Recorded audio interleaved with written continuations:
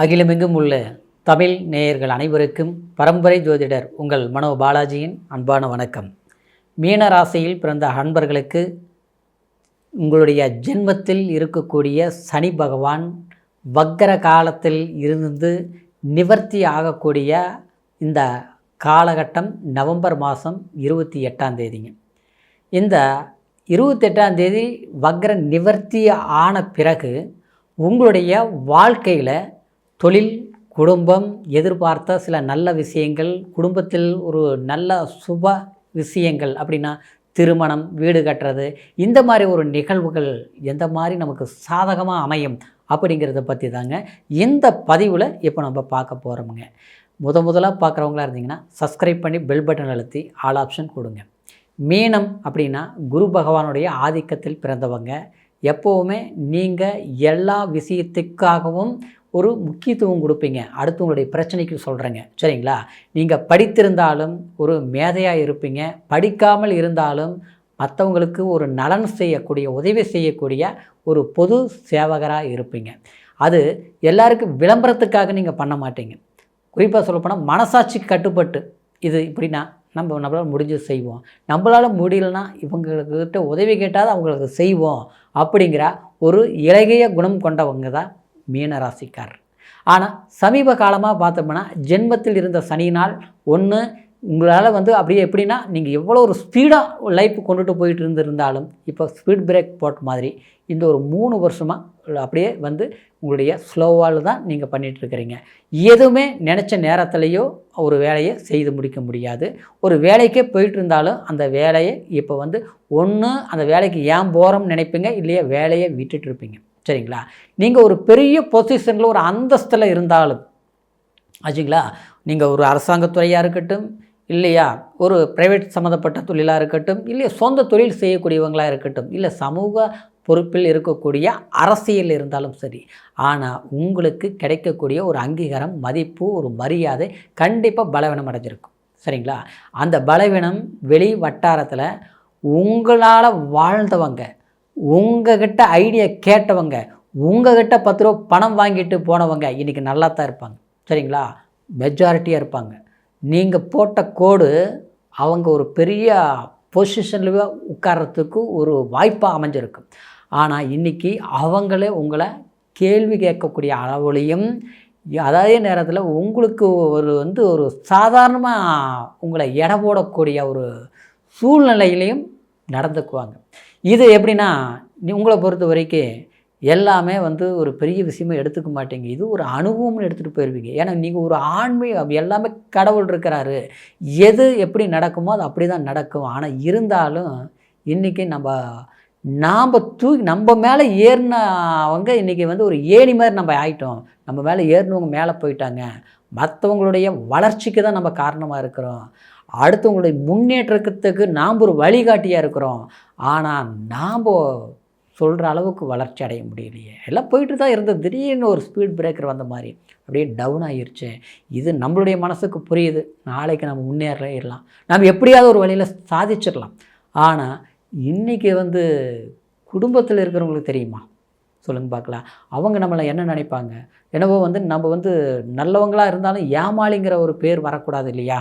அப்படிங்கிறதுனால நீங்களும் அதுக்குன்னு அசால்ட்டாக இருக்கிற போது எல்லாமே சக்ஸஸ் பண்ணிங்க.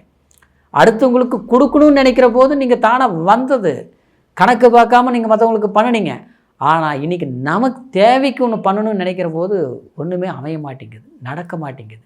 இன்றைக்கி ஒரு லோன் எதிர்பார்த்தாலும் சரியாக அமையாது. உங்கள்கிட்ட சரக்கு விஷயம் இருக்கும் ஆச்சுங்களா? இங்கே எந்த துறையில் டிபார்ட்மெண்ட்டில் இருந்தாலும் சரி ஆச்சுங்களா? அதாவது நீங்கள் அப்படியே கண்ணில் பார்க்குறத கையில் செய்து முடிப்பீங்க.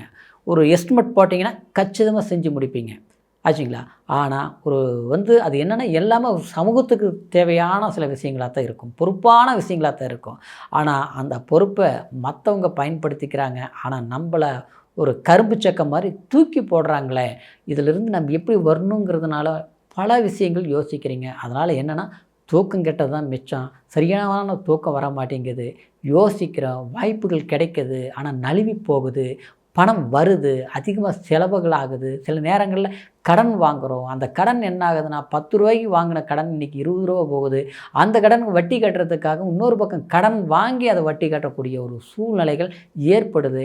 அதுக்கு தகுந்த மாதிரி பார்த்தோம்னா வீட்டில் தேவையில்லாத மருத்துவ செலவு, ஏதாவது தெண்ட செலவு, விரைய செலவு, நம்ம ஒரு நல்ல விஷயத்துக்கு பண்ணணும்னு ஒரு கணக்கு போட்டு ஒரு ரூ. 10 வரும்னு எதிர்பார்த்துருந்தா சம்மந்தம் இல்லாமல் பார்த்தோம்னா வேறு விபரீத செலவுகள் வருது. இப்படி நம்மளுடைய எண்ணங்கள் சிந்தனைகள் தகுந்த மாதிரி செயல்படுத்த முடியல. நாம் ஒரு கணக்கு போடுறோம், நடக்கிறது ஒன்றா போகுது. கோயில் குளத்துக்கு போகலாம்னு நினைக்கிறோம், அதுவும் கூட தடுமாற்றத்தை கொடுக்குது. இந்த வாரம் போகலாமா, அடுத்த வாரம் போகலாமா, அடுத்த மாதம் போகலாமா, அப்படியே போயிட்டு வந்தாலும் என்ன போய் பெரிய மாற்றம் கிடைச்சது, மாறுதல் கிடைச்சது. எல்லாரும் கும்பிட்றது கடவுளாக இருக்குது, ஆனால் நாம் கும்பிட்றது என்ன இப்படி கடவுளுக்கு ஏன் வெளிச்சம் கொடுக்க மாட்டேங்குது அப்படிங்கிற ஒரு ஆதங்கம் மீனராசி அன்பர்களுக்கு இருக்குது. ஆனால் என்ன பொறுத்த வரைக்கும் சனி ஜென்மச்சனி மன உளைச்சலை கொடுக்கும், மன வருத்தத்தை கொடுக்கும். அதை விட நம்ம எதையுமே செய்ய முடியாத அளவுக்கு இழுத்து போட்டு அப்படியே ஒரு இடத்துல உட்கார வைக்கும். சிலருக்கெல்லாம் பார்த்தோம்னா அதாவது உடம்பு ஆரோக்கியமே கெட்டு போயிருக்கும், ஹாஸ்பிட்டலுக்கு போவோம், எந்த பிரச்சனையும் இல்லை, நல்லா தான் இருக்குதுங்க அப்படிம்பாங்க. ஆனால் பார்த்தோம்னா மெடிசன் ஏதோ ஒன்று எடுப்போம், பார்த்தா எந்த பலன் இல்லை. திடீர் பார்த்தோம்னா ஏதாவது செலவுகளுங்கிறது ஆரோக்கிய பாதிப்பில் வந்து ஒரு வண்டி ஓட்டும்போது கீழே ஓடுறது, சின்ன பிரச்சனை வந்தது, அதை பார்த்தா பெருசாக உதிரியும் பண்ணிருச்சுங்க. அதனால் ஸ்கேன் பண்ண வேண்டியதாகி போச்சு, ஆப்ரேஷன் பண்ண வேண்டியதாகி போச்சு. அப்புறம் பார்த்தா வீட்டில் அம்மாவுக்கு சரியில்லை, அப்பாவுக்கு இப்படிலாம் வரும். சிலர்லாம் பார்த்தோம்னா இதெல்லாம் ஜமாளிச்சுட்டு இருக்கிறது பெருசு இல்லை. கடைசியில் பார்த்தா திருமணம் சம்மந்தப்பட்ட விஷயங்கள் வீட்டில் அந்த வயசுக்கு மீறியும் நம்ம வந்து ஒரு நல்ல விஷயங்கள் பண்ண முடியாமல் தள்ளி தள்ளி போயிட்டு இருக்குதுங்க. இப்படியே போச்சுன்னா நடக்குமா நடக்காதா அப்படிங்கிற மாதிரி குழப்பங்களாக வருது. இதெல்லாம் எப்போ சரியாகும் அப்படின்னு எதிர்பார்க்குறவங்களுக்கு என்னை பொறுத்த வரைக்கும் இந்த நவம்பர் 28 மேலே நீங்கள் ஒரு புது விதமான சில முயற்சிகள் எடுங்க. சரிங்களா? புது விதமான முயற்சின்னு என்ன, நம்ம பண்ணுறது தான் பண்ணிகிட்ருக்குறோம். ஒரு வேலையாக இருந்தாலும் சரி, திருமணமாக இருந்தாலும் சரி, அதாவது ஒரு சனீஸ்வரர் கோயிலுக்கு போயிட்டு, சனி பகவான் கோயிலுக்கு போயிட்டு, சரிங்களா, நீங்கள் வந்து ஒரு நல்லெண்ணெய் தீபம் ஏற்றி வழிபாடு பண்ணிவிட்டு, இல்லை சனீஸ்வரருக்கு அர்ச்சனை பண்ணிவிட்டு, கண்டிப்பாக நீங்கள் வந்து ஒரு 3 வாரத்துக்கு, சரிங்களா, அதாவது 3 வாரத்துக்கு நீங்கள் வந்து சனீஸ்வரர் கோயிலுக்கு நீங்கள் தொடர்ந்து நீங்கள் போய் பிரார்த்தனை பண்ணிவிட்டு வாங்க. கண்டிப்பாக உங்களுடைய மனக்கவலை, மன கஷ்டங்கள் எல்லாமே நீங்கும். புதிய வாய்ப்புகள் கைகூடி வரும். நம்ம எதிர்பார்த்த சில கடன் பிரச்சனையும் நெருக்கடி இருந்தாலும் கண்டிப்பாக தீர்ந்துடும். அது மட்டும் இல்லை, சுப விஷயங்கள் செய்வீங்க, ஆதாயமான விஷயங்கள் செய்வீங்க. வீடு மண்மனை பொன்பொருள் சம்மந்தப்பட்ட விஷயங்கள் அற்புதமாக நீங்கள் செய்து முடிப்பீங்க. கண்டிப்பாக மீனராசி அன்பர்களே, உங்களுடைய நல்ல எண்ணம், நல்ல சிந்தனை உங்களை வாழ வைக்கக்கூடிய சில வாய்ப்புகள் நிச்சயமாக இந்த சனி வக்ர நிவர்த்தினால் கண்டிப்பாக ஏற்படும். அதனால் உங்களுடைய வாழ்வாதாரம் சிறக்கும். இப்போ சொன்னது கோச்சார பலன் அப்படிங்கிறதுனால பிறப்பு ஜனன ஜாதகத்தையும் ஒரு முறை பார்த்துக்குங்க. ஏன்னா தசா புத்திகள் நமக்கு பலமாக இருக்கணும். உங்களுடைய ஜாதகத்தை நம்மக்கிட்ட பார்க்கணும்னு நீங்கள் விரும்புனீங்கன்னா கீழே இருக்கிற நம்பருக்கு ஃபோன் பண்ணி உங்களுடைய date of birth, time, place இது 3ஐயும் தெரியப்படுத்தி ஆன்லைன் மூலியமாக கூட உங்களுடைய ஜாதக சந்தேகங்களையும் கேட்டு தெரிஞ்சுக்கலாம்.